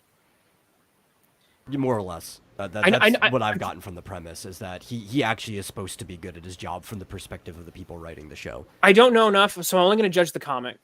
Because the comic is what was nominated for an Eisner. They didn't nominate trash. They didn't nominate the television show for an Eisner, so I don't have to judge the television show. This is trash. This is one of the worst comics I have ever read. I think my favorite comment from the chat about this, and this is up for an Eisner. I'm so sorry to Willis Drake. The funniest chat I think was, let me see if I can't find it here. I think it was, here we go. It's Jim Tuner way back in a thing. But look at those amazing stock layouts and clip art panels. There was like one or two panels that were done very stylistically that I liked, that were like, they kind of went and, like they almost made it look like, let me find one. Like they changed here we go, right here. Bajoran! That's a nice panel. That's not bad. Yeah, I was like, that whole page isn't bad. I'm just saying that this panel though reminds you that this comic could be better than what it is, which actually kind of almost makes it worse. It's like, oh hey, here's a glimpse of what a decent comic might look like. No, back to garbage. What is the purpose of this panel? To be dramatic. Like why would somebody suddenly do that? It doesn't seem like there's anything leading up to that. It's not like it's a flashback or something. No, it's just highlighting. It's kind of like I don't know if I'd call it a manga thing, but it's kind of like it's this technique of just like changing art style. It's kind of manga-esque where you like hyper detail something, one panel and only one panel to highlight the drama of it. But like what I'm seeing here, if you want to talk about like what's the point, it's like if you've ever seen The Patriot, right? And they're on the battlefield, and then all of a sudden, he locks eyes with the with Cornwallis or whatever, or not? No, who's the guy underneath Cornwallis? I can't remember his name. But the actual like bad guy of the Patriot, right? And then he starts going for him. It's like that moment of like, oh, this is the overly dramatic eye lock moment. And like I said, manga will do this often by, like I said, having one panel that like puts way more detail in the other surrounding panels to like accentuate the drama of that. In this case, it's a call out. I'm calling you out. Right. One of the I want to point out two comments. And I think we need to wrap this up because we've had enough hate and we need to get on to the last book. Yep. So one is Colin says this is a Cardassiac propaganda and it works. I hate Bajorans now. And Tungsten says I have always hated Bajorans. I do remember in Deep Space Nine, the Bajoran she had a huge chip on her shoulder, and I didn't particularly like her. And you're like, maybe the terrorist attacks from the Cardassians weren't not justified. Maybe they should continue. Oh So Lord. anyway, so yeah, that's Shaq's best day, which was trash. It was trash. No other way around it. It was more than trash. It was one of, like I said, it was one of the worst comics I have ever read, and it made me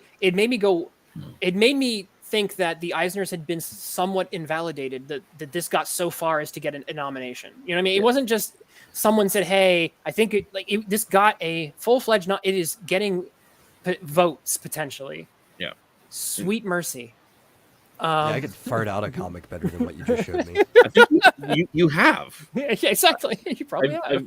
I so anyway, are any of these Eisner books good? Yes. Well, Yes. actually, We saved the best for last. we saved the best for last, and I did like the Superman book. Yeah, Superman was all right. Yeah. Superman was great. I'm not sure it was like the best single issue. In fact, I think that the first issue of the Wesley Dawes the Sandman was better than that, and that did not get a nom. But so okay, now, so we're gonna end on a comic that actually deserves, in my opinion, an Eisner nomination. Dawn of DC Nightwing by Tom Taylor and art by Redondo. it's issue 105. And it is one of the most interesting things about this is actually the POV is from Dick's eyes. First person view. First person view. So we're seeing the entire comic from Dick's point of view. And at first I saw the first couple pages of this and I was like, that's interesting, but is it really gonna blast? Is it really gonna work throughout the whole book? And I think they pulled it off. Let's take a look at a few pages here. So we've got Dick waking up. The only moments where we actually see Dick is when he is looking at a reflective surface or a mirror. Other than that, the entire comic, here we go. This is a great moment. He puts on his Nightwing mask, and there's Barb, and then here we go. First person. Can I just view. say one thing? If you scroll up for a sec. Yeah. Nope, one up. A little bit farther. Where is my super suit? Very fun. I'm sorry. Kick him. Just kick I him. would like to say one nitpick that I have with this whole book, with this whole thing, and they say this is super petty, but this Eskrima stick / grappling hook is the dumbest thing I have ever seen in my life. No part of that makes any mechanical or engineering sense. I'm okay with it. But you obviously have never built or used a machine in your life. That is the dumbest thing I have ever seen. None of their tiny little guns that shoot grappling hooks could do what they do. Yeah, none of the superhero tech. But this isn't a grappling gun. This is a stick. I don't care. And I'm telling you, there's I'm okay with it. There is not only nothing that would do that. It doesn't make sense for it to do that. Like, it totally does, because now he's holding a trapeze bar. I think that's brilliant. That's a good point. I like it. It's a trapeze bar. I'm not saying it's practical. I will agree, but I'm okay. The trapeze artist is swinging on a trapeze. We'll have to agree to disagree on that one. And if he has two of those, that means he can basically Spider-Man around. That's cool. Well, yeah, I agree that it's stupid, but it's also the trapeze artist is swinging on a trapeze. No, I agree with Metal. Yeah, but that's not how things spool. That's not how things shoot. That thing would be the least. Yeah, that's dumb. He's a Batman character. They have the sci-fi. Only thing, like I didn't think that when they first did the grapple shooter for the Batman the Animated Series, I was like, there can't possibly be a worse designed grappling gun in history. And then I saw this, and I was like, wow, that's actually a worse design. That would not only, yeah. I stopped caring all right. when I came to the conclusion that gadget-based characters are just superpowers by other means. All right, let's move on.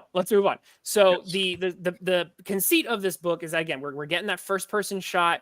And in a shot like this, I think this does really help sell the issue, because this double page spread putting you in, because most of the time in comics, we see those characters in, from a third person view, and we're imagining, even if we're imagining ourselves as the character, we're doing it at a distance. And this is one of those shots where it's like, oh no, I'm Nightwing for a second. And that's a really interesting choice. And again, the entire issue is this. And there's some really, by the way, in addition to it just being neat, there's some really cool moments. I love the little bits of fleshing out of Dick Grayson's character and how competent he is. This was amazing. So Barbara is also competent, but Dick is the one who like autistically pays attention to train schedules. So he knows exactly which train they can catch in order to make headway. And Barbara makes a little comment about it.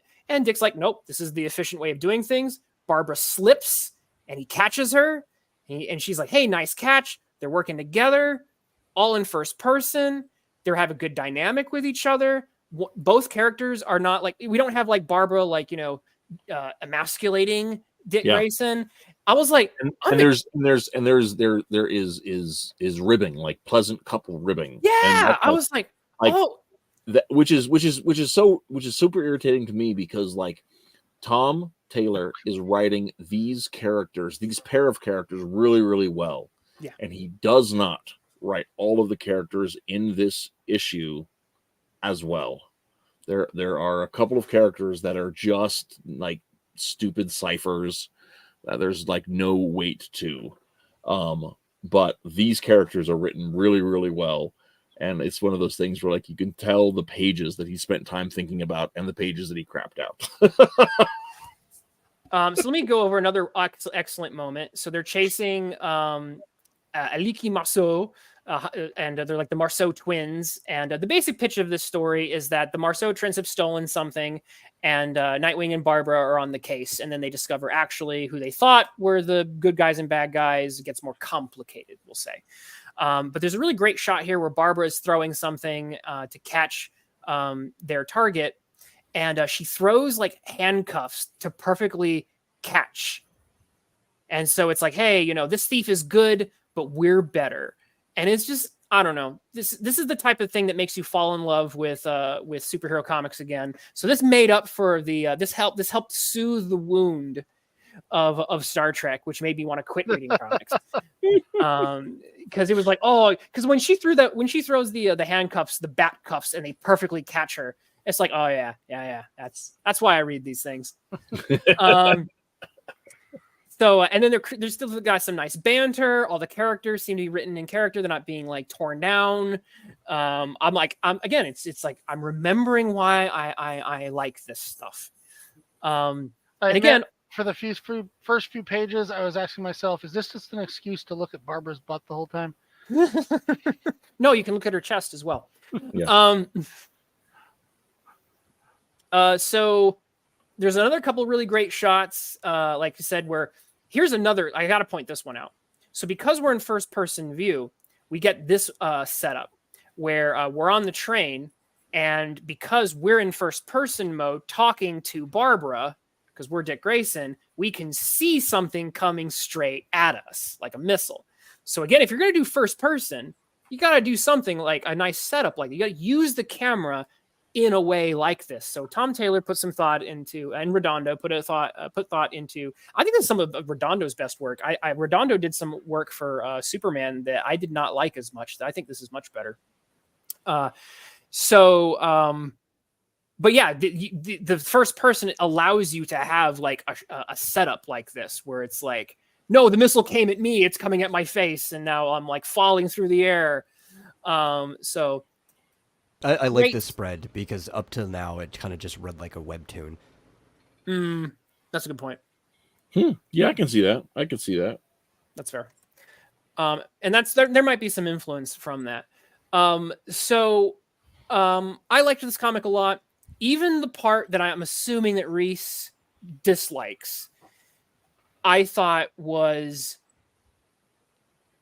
actually kind of okay with it. Mostly because, so also to spoil it in case anyone wants, if you don't want spoilers, then, mute.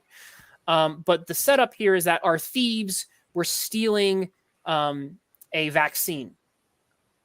Because a evil pharmaceutical company had developed a vaccine to an illness, and then they were, overcharging for it, and this poor third world country can't afford it. So they hired these thieves to steal the vaccines so that they can treat their country people. And so far, I don't have any problems with that part of the story. I was going to say, because like the setup. I just think that part is fairly compelling. That's not the part that I hate. Okay, gotcha. Okay. The part that gets, I think, a little that might cause some controversy or cause some disagreement is at the very end we get a conversation with the CEO of said company, and you get a kind of like CEO capitalist bad kind of stuff. Is that kind of where am I right? Is that kind of where? Yeah. So you get the CEO capitalist bad, and then there's Dick and the CEO capitalist have all of this banter between them, and Dick's like, "You're being predatory," and the guy's like, "I'm just making a profit. R&D's really expensive," and the guy's like, and then Dick's like, "Arr!" and it's just like there's no real argument, but it's framed like there's a moral argument between those things. And but the thing that is irritating is all through the story, the Dick and Babs are breaking windows and stealing motorcycles and all this sort of stuff. Well, Dick says he's going to return it, and I believe Dick. Dick's like, every time something happens, Dick says, "Oh, I got to pay for that, or I got to return that," and all this kind of stuff, where he's tallying all this the monetary cost of the stuff he's got to take care of. Which I like that. Which is fine, except that like dudes just like throwing money around, right?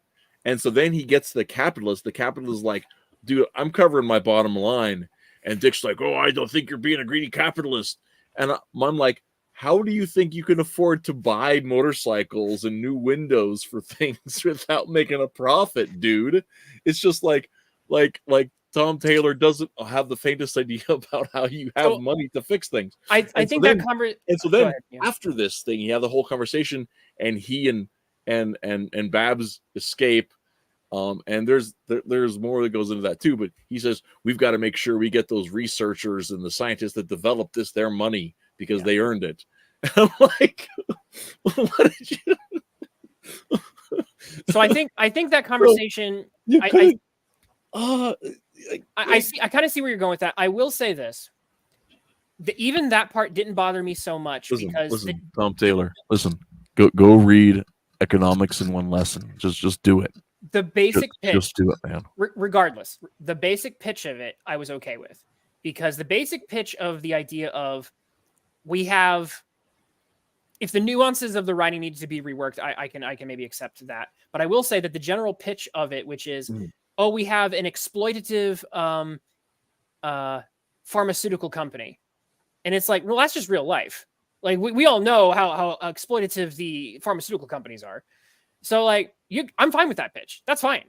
I think the way that got bantered about in dialogue could have been more nuanced, but the general pitch of it was totally fine with me, because I'm like, Pfizer, like burn in hell, Pfizer. You know what I mean? Like it's so just like so if the story was realistic, it would be the greedy capitalist corrupt vaccine company who would release the problem for which they needed to release the vaccine into the public, then get the government to force people to take it, and then force it on those third world country people, thus killing them. So, or that the other might in fact be happening in this plot. That actually might be happening. I don't get just off this one issue. I don't know if we got enough for that, but that might actually be. Or if they would have set up, it's just like, why can't they just buy the vaccine? And it's like, instead of saying, it's too expensive, if they would have said, well, this company required, us to like the country to like turn over like its entire operations, or like have a monopoly within the country, and our people weren't going to sign up for a monopoly. We just want to buy the thing. What if the guys when he if said they would have framed it somewhere like that, where it's like legitimately like a crime, not just like, it's expensive. Like, no, I'm okay with the expensive part, because, but I still think it needed to be framed better. I think if it had been, I think the part is that they glaze over you're overcharging, because, by the way, I think you can be legally okay, but if you were scalping a country, a third world country, and it's like, well, if they can't pay it, they can just die, but this is how we're going to maximize our profit. I would still consider that, I would be fine with a superhero character saying, I see this as immoral. You are charging way more than you should for this. A modest profit you could make by charging half, and you'd still be able to make money for your shareholders. And the guy says, nah. Like, you could set it up that way. And again, it's just, so and I'm fine with that angle. Because again, we have examples in our own country of pharmaceutical companies driving prices up for things into predatory places, and it's. Yeah. But again, they would actually force it on the third world country in order to use it as an experiment and kill them all. Even if they didn't, I'm saying I'd still be compelled by you're deliberately holding it over their heads and you are draining their country dry. Right. I would would be fine. And I can see, I could see a situation in something like that too. My point is that if it's a superhero comic, you really got to raise the stakes more than, it's just expensive. Okay. Especially when what they should have gone with. Especially when one line in the comic is specifically, well, your neighbor countries that are in the same situation as you were able to pay it, so there's no reason that it's economically feasible for you to pay as well, right? They're saying. So in the comic itself, it already says that it's something that is capable. That's just not like desirable. So it's just like. All right, so we are running out of time here. So so let's try to put a wrap on some of this. Okay, so I think the audience and the other thing is that Tom Taylor is a dirty commie. So I think we need to point that out. That if he was a dirty commie propaganda in there. If he's a dirty commie, then that's all the more credit to this issue, because I've seen. Okay, compare this to Ryan North's messaging.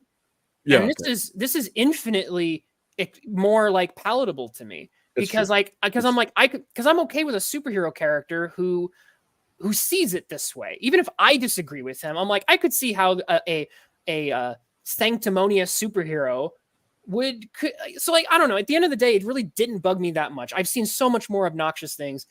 But pulling it all together, these are our Eisner Award nominees. I want to see what chat has to say. So chat, I don't think it's going to surprise anybody, but we have two questions. Question number 1, who do you think deserves the Eisner Award for best single issue? And B, out of what you've seen, who do you think will in fact really win it in real life? I'll give chat for a second to maybe give us some thoughts on that. While we get those thoughts, let's poll the panel. So we'll start with first question: who do you think deserves the Eisner? I think we're all going to probably have a similar answer on this. This was a really interesting. So far, there's only one that we really actually like. Yeah. Right. Yeah. I really like 2. That's fair. That's fair. Yeah. I did like Superman. I don't think it's Eisner worthy, but I did really like it. I'm really glad I read that comic. So still by process of elimination. Yeah, I think I like this one way better, honestly, just overall. This was unfair, really. Yeah. Now here's the question. Can, and because I feel like we experienced this with Into the Spider-Verse as well. Can and should a product be, get that nomination or be considered, brilliant, etc., purely on the art if the story doesn't hold up? It would have to overcome. It would have to really, because I would, but in this case, I think both. Because like I said, I mentioned how the writing of Nightwing and his repartee with Barbara also work really well, and some of this synergizes with the art and so I'm glad you brought. That's on a level though that people, if this gets the nomination, that people will be taking that into account though, or will that's our second question by the art? That's our second question. The first question is who do we think should win? And I'll say I think it's Nightwing. The competition, right? So even saying like with the story and stuff, if we compare it to the competition, it's like, well, this. I think it stands out. That's the interesting point here, is that in this case, it wasn't. I do think that Nightwing, this comic, is good. The decision is made so much easier because of the competition. The competition is so bad, apart from Superman being okay and Horologist being we don't know. Aside from that, the other two comics were so awful they were insults to the award as an award. They were insults to just literacy. And it's like, well, this thing just wins by default. So I almost feel bad for it because it's always good when when your competition is good and you still win, then you know that you really have something really good. If your competition is garbage, it kind of brings down your own accomplishment, because it's like, oh yeah, you won, but like look at these drooling faced idiots that you would beat. Now, that being said, the answer I think is pretty because in so many of these award shows, we know how easily politics gets involved. So that's our second question. Our second question is, who do you is there a possibility that somebody wins anyway for a very different reason? All right. So again, chat and panel. So let's start with the panel. Rhys, who do you think actually wins this?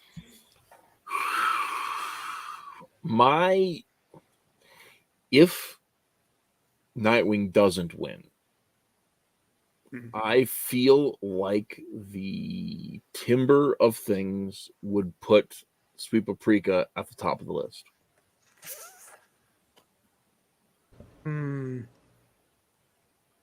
Is that because of the Pride Month angle, essentially? And it's foreign, and it's exotic, and it's accessible. Metal, what do you think? Yeah, I'm a doomer. I was going to go with Sweet Paprika too. Yep. I don't want it to win, but it seems like it's going to win. Yeah. Horologist, I think, would have a pretty good thing with insiders, especially since they're the movie one last year. But the lack of accessibility means I don't think a lot of people are going to be in a position to vote to read vote for it. No one's going to be able to. Yeah, no one's. So I think. And the guy, because the other thing is the fact that I've seen people canvass for votes. Hey, vote for my thing. So like the guy from Malaysia is not going to be able to canvass for votes as easily as know. And like his Instagram, like they're it's all about their other projects. They're not really they're like saying, hey, we're here, but that's kind of it. Is all I've seen was looking at it. So yeah, no, I agree with that assessment. Cartoonicus, who do you think? Are you in agreement? You think? I'm definitely in agreement with what in their points they're making about this. I think the questions are: one, does something that is so, intrinsically sexualized and graphically intent, get a negative point on that? Two, does DC have influence? Right, your answer. Really try to push. You're answering a question with more questions. Give us an answer. Who do you think wins? I'm going over my thought process here. Okay. If Into the Spider-Verse is any indication, I think this has a really good chance based purely on the art. So you think Nightwing wins? Possibly. Okay. I think there's a good chance for Nightwing winning, but I'm also like, if it's not Nightwing, I feel like it's a toss-up. I'm going to go with. I'm going to go with. I think Nightwing wins. Although Tom Taylor, I think, has won Eisner's before. Mm-hmm. I think he won one last year. So that's one thing that does occur to me. Is like sometimes these award people like to go, okay, we don't want to award people 2 years in a row. So that's one thing that could be something against it. I think Nightwing has a strong chance of winning just because like people have eyes like we do, and if you look at all these comics, Nightwing stands out as being very artistic and having a really a vision, an artistic vision to it above all the others. But so my vote goes for Nightwing again. But if Nightwing doesn't win, my dark horse, I'm gonna just to be a contrarian, just to be different. I'm going to say, can't believe I'm going to say this. I'm going to put forth a theory for Star Trek winning it. And the reason is because of the popularity of the show. No, it's because of Heather Antos's networking ability. She's had a preternatural ability to kind of just network things. It's how she's gotten from, Marvel to Valiant, IDW. She seems to kind of failed her way up. Failed upwards, and there's a part of me that goes, I'm wondering if she's if she's networked and if she's canvassing for votes and people and she's demonstrated that ability, I wonder if she can carry it through that. Well, that's what I So- was saying though about DC. I possible. mean, you've got an entire company behind you, and you were saying that they are pushing for the Eisners like Marvel is not. So yeah, so my guess is going to be Nightwing. Crossing my fingers, please. And then if not, I'm going to be like my jaws hit the floor when it's like, oh. So we either live in the best or the worst timeline. Correct. if Heather Ontus takes a victory lap on Twitter in the next month or so, then you know where we live. Well, and also for the record, North has already won the Eisner in 13 and 17. So okay. But I think Tom Taylor won one in 2022. I think he won one in 23. I think you're right. So like back to back is where I'm going. I don't know if they want to, if there'd be a problem.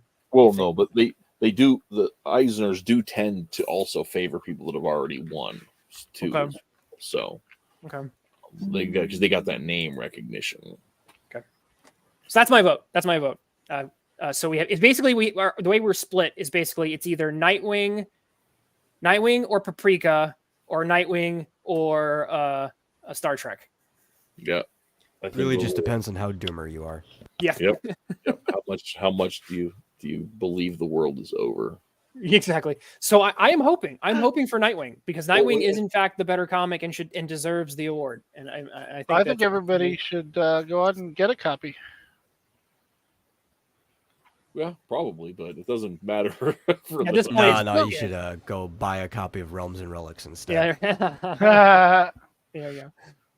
You could be reading Zing #1 tonight. Good point. Yeah, it's a good. I recommend Zing. It's great, not just because it's mine. So okay, guys, that's the story. That's the whole show. We will have to wait and see what happens. There's no way of knowing at this point. It is or it isn't. But I know who I'm voting for. Drake. Drake says he hopes for Star Trek for the chaos. Oh my gosh. That's it. Get the hell out of my show. All right. Drake, if Star Trek wins, you have to go buy a copy and read it. So yeah, actually there you go. I will host a live reading if you here on my show. If you buy yourself a copy of that comic. Oh gosh, I hate that comic so much. I do hate it as well. Okay. So those of you who are out there in the internet might have noticed that there was no Forces page that got dropped last week because it was the end of the month for me and I was way busier than I expected to at my day job. But I do have fresh Mrs. H art that is waiting on colors. Oh. I will hope. I don't think it's going to happen this week because I'm busy with Eisner stuff. So all my free time is going toward reading comics for the Eisners. So it probably will be no more Forces until next week on the 14th. I think is what we're actually looking at for that.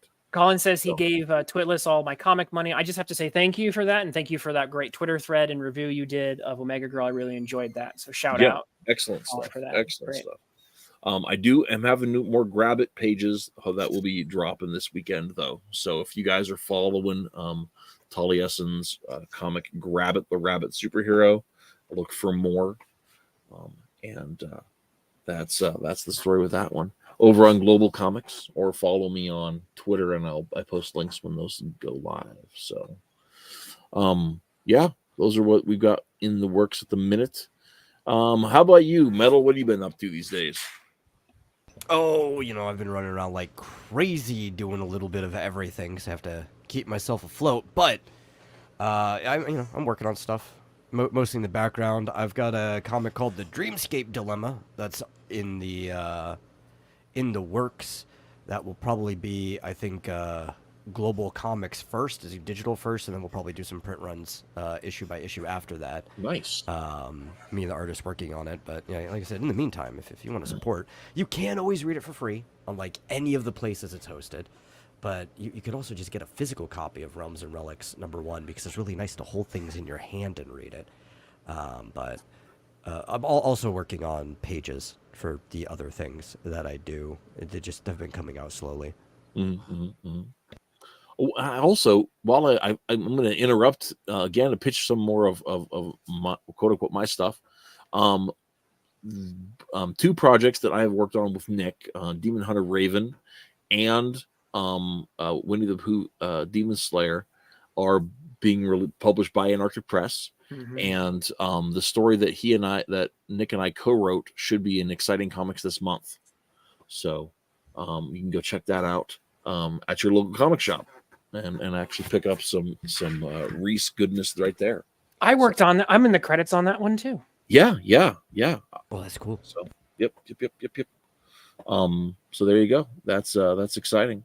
Yeah, that's me. That's it for the reels. I'm done. How about you, Cartoonicus? What you been busy with besides the Amazing Super School? Well, as you can see in my image down here, I have joined a little startup social media company called Kara, which was discovered because Meta decided to completely abandon all influencers on both Facebook and Instagram by implementing this new AI stuff they're doing. And it caused everybody and their mother to rush over to this tiny little, still in beta website to get away from them. And they gained 300,000 subscribers in the last 3 days. And I am going to share a screen here. I would love to share with you literal live footage of what happened that night. I feel it, pretty sight. It's the end of the world. Got it. It's the end of the world. There we go. I'm quieting that because that's loud. Okay. But no, if you wouldn't mind running over there and following me, it would really help you out. So is there a link here in the... Oh, I'm sorry. I meant to. Here we go. Got it. But I already follow you on DeviantArt. And I thank you for that too. That's hilarious. But seriously, Kara is proving already to be a really cool app. It's like ArtStation, Twitter, Instagram, and what's the other I'm thinking of here? It's like 4 different sites put together in one, and there's all kinds of different ways you can use it. And I have a feeling that the artists who are on there right now will be the ones determining what it looks like in the future.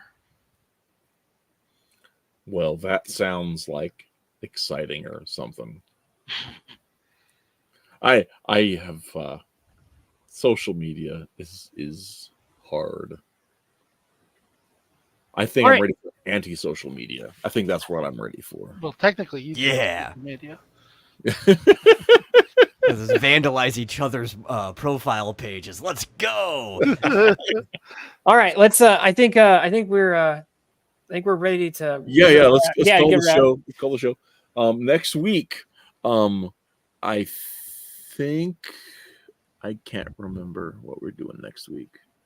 I have an idea. I want to pitch it to you guys. So very briefly. So yeah, it takes very little research. It's really easy. So we might be able to. Stay tuned to the Twitters and the Facebooks for next week announcement of next week's show early, maybe I'll even get a thumbnail done, but we'll see. It's Eisner week, so who knows?